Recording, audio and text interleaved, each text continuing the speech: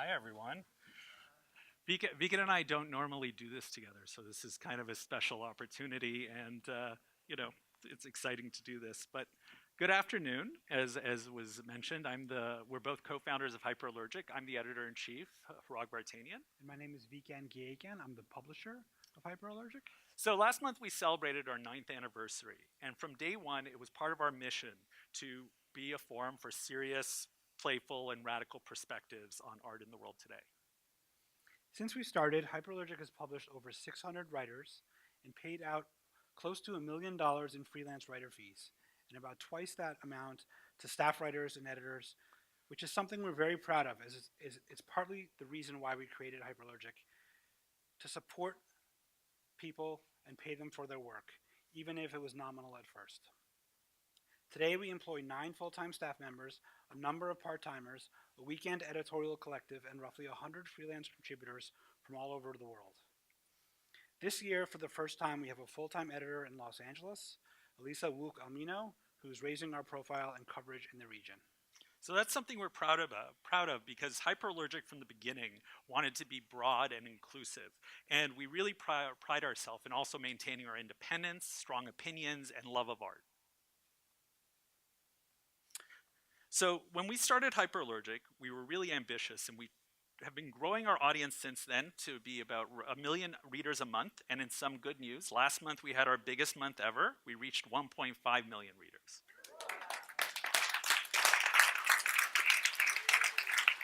So for those of you who have been following us from the beginning, we just want to thank you all for your support. When the two of us were working away in a largely empty office, it was your comments, likes, and shares, and emails that kept us going. And for those of you who may have just discovered us, welcome. You'll be joining over 110,000 email subscribers who turn to Hyperallergic daily for their news, reviews, and commentary. So since we started, we've grown in so many ways. And in the last 9 years, we've organized everything from mail art to social media art exhibitions, special symposiums, intimate art talks, and gatherings as large as, ticketed gatherings as large as 800 plus people. And more recently, we even, this is a project dear to my heart, launched a weekly podcast called Art Movements, because I'm the host, that tells the stories of art and its social impact. And as many of you probably know, social impact is something that's very important to us. Another thing that we've just started to do more of, is to look around the art community to see ways we can help recognize the work of others. So one of the groups we sort of identified that we really, would love to be more engaged with are curators, all of you, or many of you, I should say, because we find that curators are often overlooked in the art community. So one of the things we've done already to sort of engage that community is listing curators at the bottom of reviews, which, believe it or not, one of the things we discovered is most museums don't list curators often on their exhibitions, and that's something we'd love to change. But it's been a small step that we're taking to ensure that curators become part of the conversation. So let's get started to hear about the work of these incredible curators and their work. Thank you. So I'm going to introduce the first speaker tonight. Oops, there we are. Okay. So Aram Moshayedi is a writer and curator at the Hammer Museum in Los Angeles, and he most recently organized Stories of Almost Everyone. In 2016, he curated with Hamza Walker, Made in LA 2016, the Though Only. Since joining the Hammer in 2013, he has organized projects by artists Lawrence Abu Hamdan, Andrea Bowers, Simon Denny, Mario Garcia Torres, and many, many others, as well as All the Instruments Agree, an exhibition or a concert, a 2-day program of live music and sound performed by visual artists, and I had the pleasure of being there for that. He is formerly associate curator at the Roy and Edna Disney Cal Arts Theater, Red Cat, where he organized exhibitions and oversaw the production of new works. Aram? I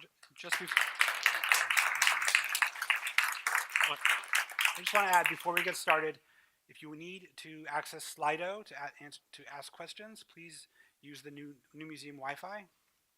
Great.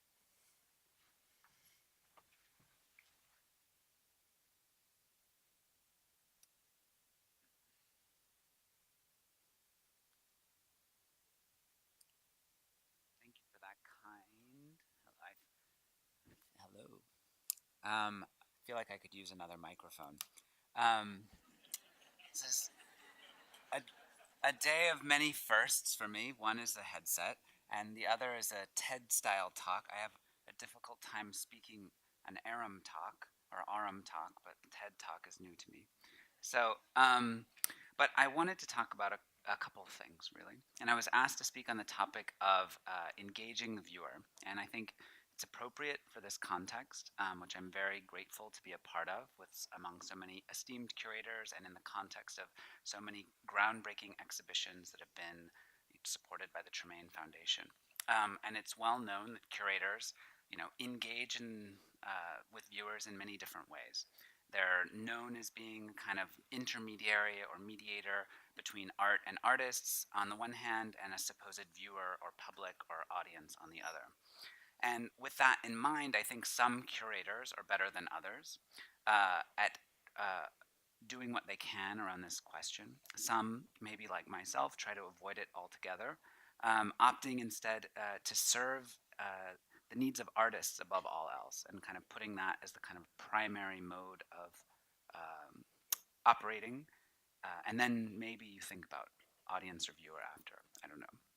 So I personally have a hard time addressing this question because I'm often reminded that the general public that we serve remains hostile and suspicious of art's capacity to engage with aspects of their daily life, with the types of injustices encountered in life as it is lived. And even more so, the art audience that has more recently embraced contemporary art with open arms, I am even more weary of because it seems their expectations of this encounter are equally unrealistic. The success of certain works, for instance, is measured according to criteria that are no different from designer cappuccino. How photogenic is it? How laborious was its process? How does it make me feel after waiting in line for 2 hours? Earlier this year, I curated an exhibition at the Hammer Museum titled Stories of Almost Everyone, including the work of 40 international artists and accompanied by a publication that featured original text by 25 authors. Stories of Almost Everyone was loosely organized around the premise that objects of contemporary art possess narrative histories and inner lives that the conventions of display can only at best approximate. It was an exhibition that sought to highlight and draw attention to the very devices of mediation that curators and artists have come to rely upon in the transmission of complex ideas to their audience. Wall labels, introductory text, informational videos, educational tours, contextual essays, press releases, audio guides, and the like have become prevalent accompaniments to art objects that on their own appear to be reticent, elusive, oblique, opaque, or inert.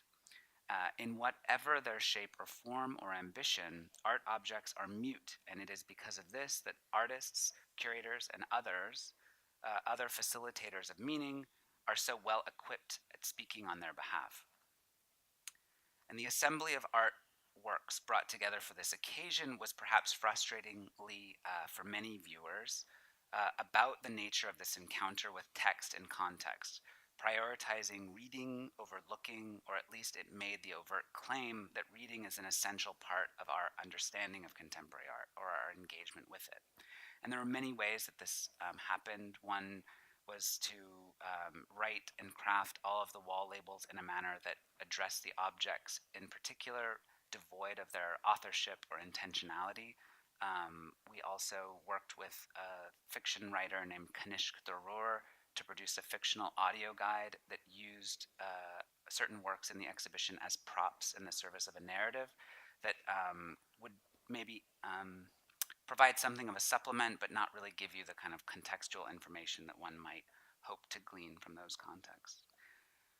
So, Ben Barcelona is a retired postal worker originally from the Philippines who visits the Hammer every Wednesday to see the exhibitions and listen to weekly lunchtime art talks led by different curators from the museum. The Hammer is one of 5 museums that Ben routinely visits each week. He dedicates each day to a different museum, seeing a given exhibition at LACMA, MoCA, or the Hammer anywhere from 12 to 16 times, depending on the number of weeks in its run. So I've established a personal relationship with Ben. I try to make a point of saying hello to him every Wednesday when he visits the museum. And in part, this is a kind of fact finding mission for me because he's able to kind of give me his impressions of other exhibitions that I haven't maybe seen. But also, I like the encounter or the kind of repeat viewing that his unique perspective affords, where he's able to speak to changes and evolution in his own thinking. Um, I like to think of Ben as one of the most informed minds, one of the most knowledgeable participants in the field of contemporary art, and he is for the most part entirely self taught.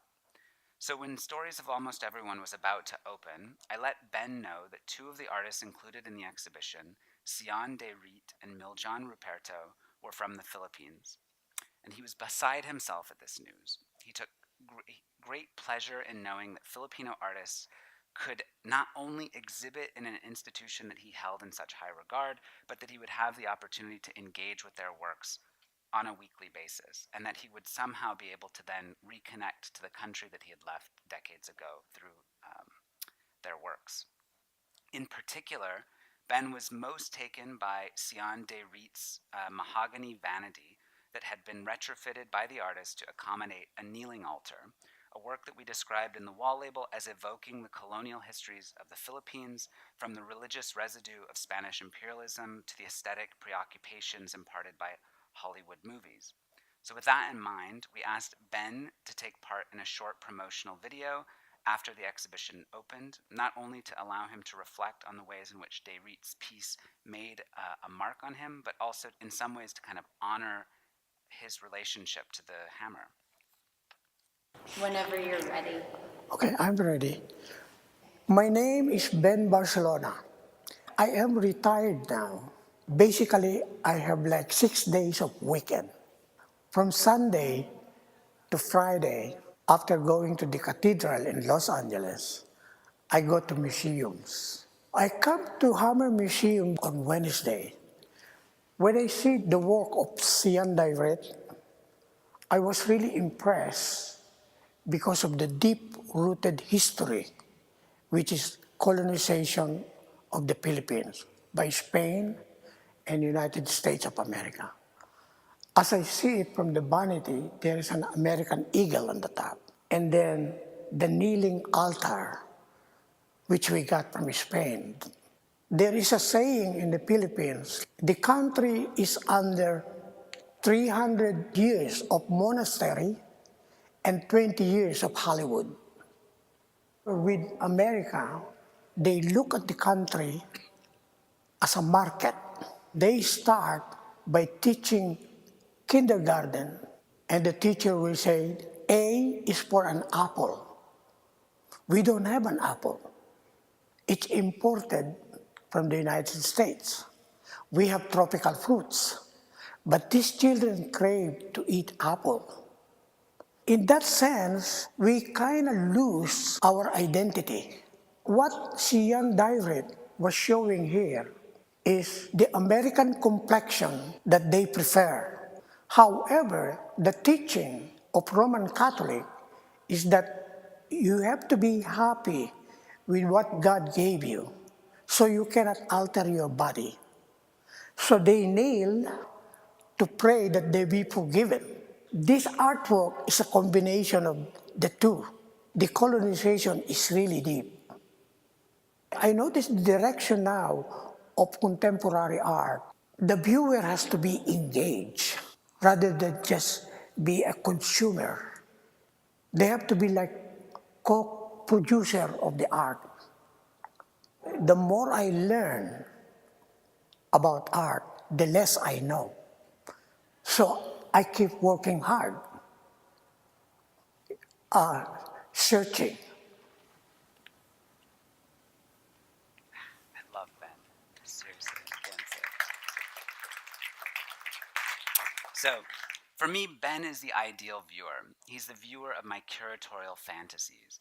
Each and every curator should be as lucky to have someone as astute, sensitive, and committed as Ben, engaging with their exhibitions. And the concept of a viewer as some kind of large and disembodied amalgamation of personalities that we are meant to entertain with anecdotes is less interesting to me. that kind of relationship just doesn't work because the demands are too high and the expectations are too unrealistic. But I prefer to think in small scale. I think in the scale of Ben when developing an exhibition, and I'm hopeful that individual stories such as his, that can only be known by being on the floor, uh, in the museum's galleries, and in the thick of it, can provide the fuel that's needed to keep going. The experience of working closely with artists can be rewarding, and it most of the time is. And these are private conversations that are made more or less publicly available in the form of exhibitions. Engaging in this kind of work is not unlike how I think about engaging a viewer such as Ben, but anything beyond that is untenable, at least for me personally. And I think it's just as an important anecdote for me that it's maybe where this idea of almost everyone comes into the title of this exhibition. It's not for everyone, maybe even just for almost everyone, and maybe it's for none of you. And with that being said, I hope that you've been engaged as a viewer by this talk. So thank you, and take some questions.